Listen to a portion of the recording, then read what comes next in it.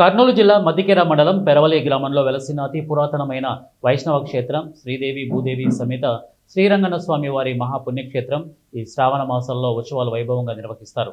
సాయంత్రం భక్తాదుల ద్వారా గ్రామోత్సవం జరుగును. ఇక 3వ శనివారం ఉదయం స్వామివారికి అభిషేకాలు అలంకరణ అనంతరం తూర్పు వైపున 3 కిలోమీటర్ల దూరంలో ఇక ధన దగ్గరకు పూజా కార్యక్రమం ముగించిన తర్వాత తిరిగి రంగనాథ స్వామి దేవస్థానానికి పల్లకి చేరుకుంటారు.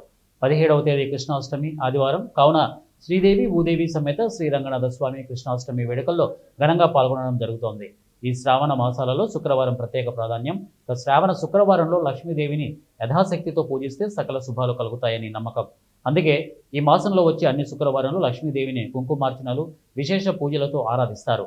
ఈ మాసంలో మహావిష్ణువు హాయగ్రీవుడుగా అవతరించాడట. వీటన్నిటికీతో పాటు శ్రావణ బహుళ అష్టమిని గోకులాష్టమిగా వ్యవహరిస్తారు. శ్రీకృష్ణుడి జన్మాష్టమిని జరుపుకుంటాము. ఈ మాసంలో వచ్చే అమావాస్యను పొలాల అమావాస్యగా వ్యవహరిస్తారు. వందే రంగే ముకుందే ముదిదార విందే గోవింద దేవాకిల దేవదేవ శ్రీరంగదేవే నమతాం నమామి. కర్నూలు జిల్లా మధ్యకిరమణ పెరవలి గ్రామంలో వేయించే శ్రీ రంగనాథ స్వామి దేవస్థానం నందు ఈ వైష్ణవ క్షేత్రం నందు శ్రావణమాస ఉత్సవాలు వైభవంగా జరుగుతాయి.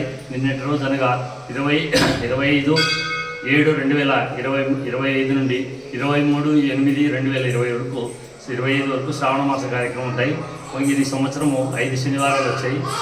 మొదటి శనివారంలో ఈరోజు తెల్లవారుజామున స్వామివారికి బిందె సేవ పంచామృతాభిషేకము పుష్పమాల పుష్పాలంకరణతో మహాపూజా కార్యక్రమం జరిగింది. తర్వాత స్వామివారి భక్తులు మామూలు వస్తుంటారు. సాయంత్రం వల్ల భక్తాదుల ద్వారా గ్రామోత్సవం కూడా జరుగును. అదేవిధంగా 2వ శనివారం భక్తాదుల ద్వారా అన్నదానం తర్వాత పూజా కార్యక్రమం జరపబడును.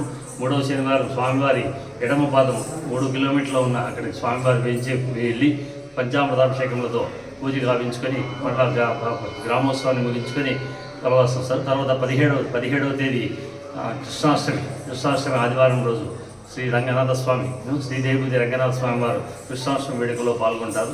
అదేవిధంగా శ్రావణ 4వ శనివారం 5వ శనివారం ఈ విధంగా ఈ శ్రావణ మాసంలో ప్రత్యేక పూజలు